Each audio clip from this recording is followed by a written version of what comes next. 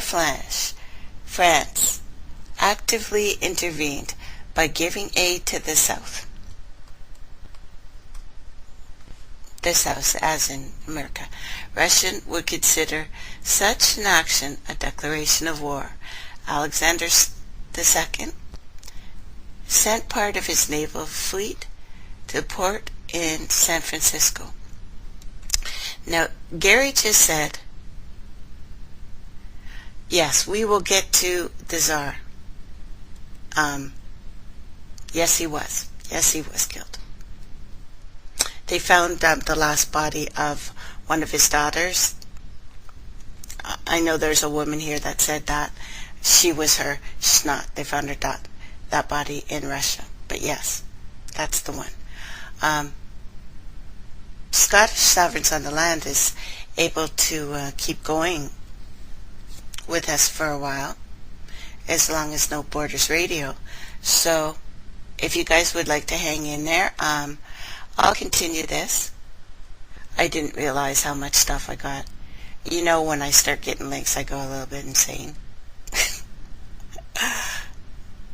But I want to get the majority of the story so we know who's the bad guys.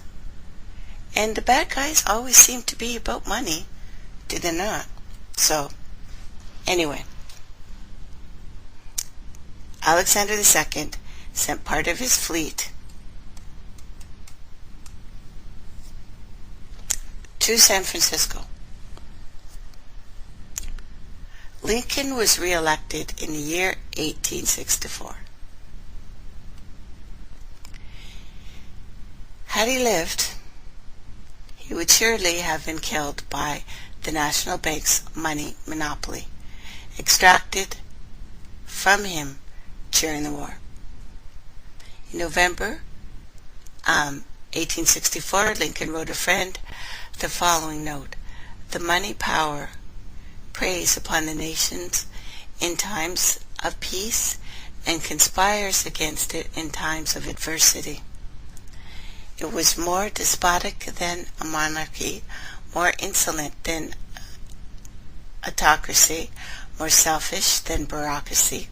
Shortly before he was murdered, his former secretary, Solomon P. Chase, bemoaned his role in helping secure passage of the National Banking Act. "My agency in promoting the passage of the National Banking Act was the greatest financial mistake of my life. It was built on a monopoly which affects its interest in the country." But if you've been listening to me for a long time, you will also hear that Lincoln was equally afraid of the Jesuits, who are now out complete control of the Vatican.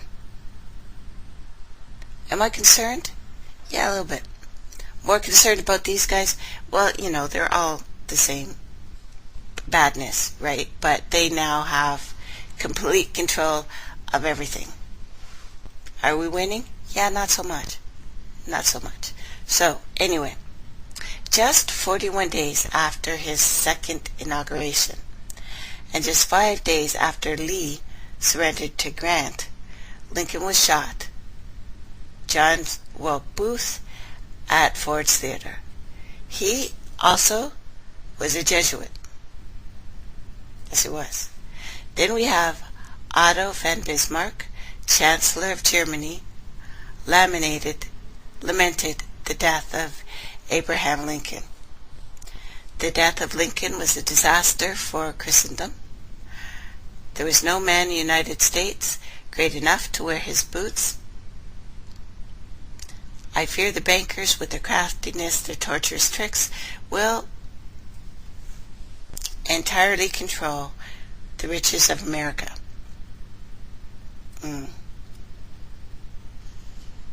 They will not hesitate to plunge the whole of Christendom into wars and chaos. Apparently Bismarck hadn't noticed the history of Europe, or he would have known they did that before. And he understood the bankers' plan, of course.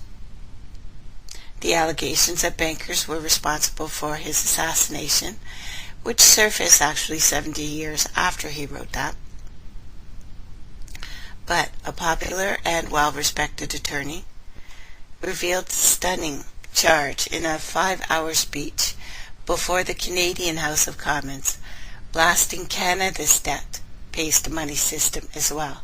During the height of the Depression, McGreer stated that he would end the Depression, which ravaged Canada as well.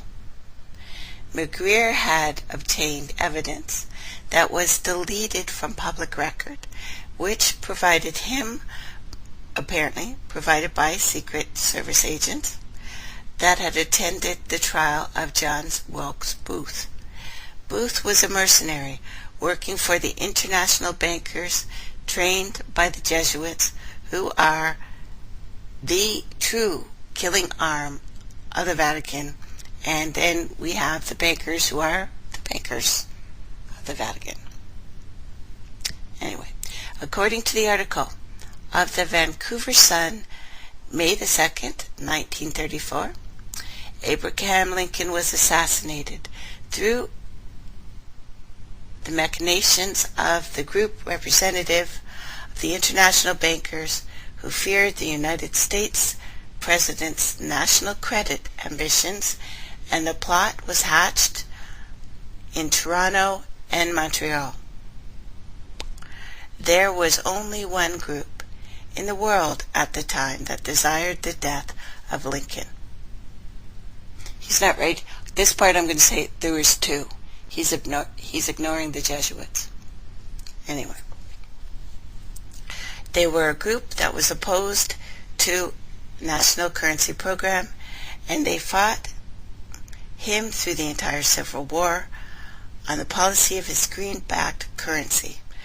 McGreer stated that international bankers not only wanted to reestablish the federal central bank, but also wanted to debase America's currency on gold that they controlled. And that's the reason why, I'm jumping in there, it doesn't say it. That's why I'm saying a gold-backed or silver-backed currency will never work. Who owns the gold? And they can play with it. That's why the price is so up and so down all the time, right? So, what this meant was the bankers wanted to put America on a gold standard. Lincoln had done just the opposite when he issued the greenbacks, which were based purely on faith and credit of the United States nation. McGreer also wrote, they were the men interested in the establishment of the gold standard money system and the right of the bankers to manage the currency and the credit of every nation in the world. Remember, this is 1933. With Lincoln out of the way, they were able to proceed with that plan, and did proceed with it in the United States. Within 8 years after Lincoln's assassination, silver was demonetized. The gold standard system was set up in the United States. Not since Lincoln has the United States issued debt-free U.S. notes. In another act of folly and ignorance, the 1994 Regal Act actually authorized the replacement of Lincoln's greenbacks with debt-based notes. In other words, the greenbacks were actually in circulation in the United States up until and including 1994. Why is silver bad for bankers and gold good? Well, silver was plentiful in the United States and hard to control. Gold was and has always been relatively hard to come by. Not scarce, but hard to come by because they keep finding veins of it. Diamonds are actually easier found, right? And one of the biggest silver mines was blown up earlier this year. Do you remember that? But historically, It's always been easy to manipulate the value of gold. Silver has always been more than 15 times abundant. So, the return of the gold standard. Why don't I take a little break, because we're going to go a little bit longer today, and thank you everyone for listening. And we'll continue on, guys. Let's take a little break, listen to some music. I need a cup of tea. Baby, love me. Oh, Lord, I'm gonna be alright. I'm gonna be alright. You know, blues ain't got no shoulders, feet back and hands. When it come to get me, Lord, I want heavy like a man. Don't get set to worry. I won't trouble my mind. I won't trouble my mind. Oh, Lord, my baby, love me. Oh, Lord, I'm gonna be alright. I'm gonna be alright.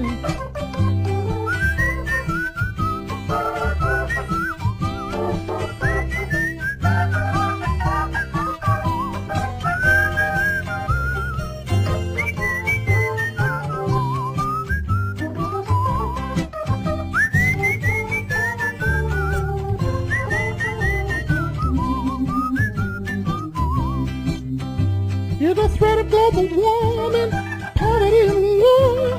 Gas just keeps on climbing. They say what in the thought, but don't get set to worry.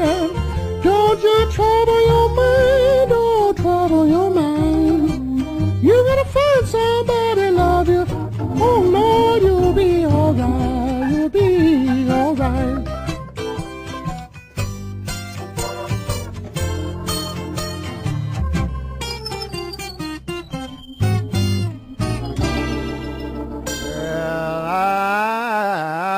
Just got to keep marching on. Oh, I've just got to keep marching on. Oh, I'm a long way from home. A long way from home. Lord, I've just got to keep marching on. Sometimes it's hard to be satisfied. Lord, sometimes it's hard to be satisfied. Tired, oh, so tired,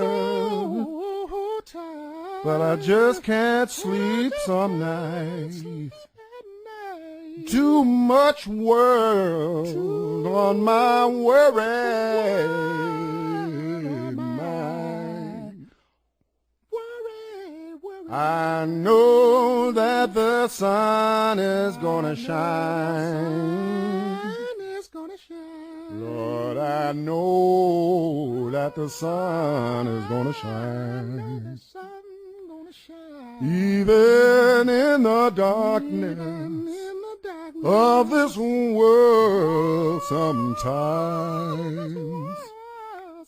I do believe the sun is gonna shine. I can feel that it's gonna be all right. Yes, I can feel that it's gonna be all right. Love is in the temple of my heart, deep inside.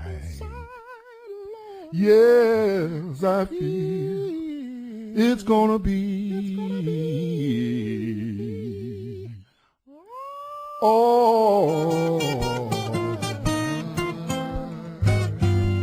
Well, I rolled out of bed this morning, slept good last night, looked out my window, let the sun was shining bright. Don't get set to worrying.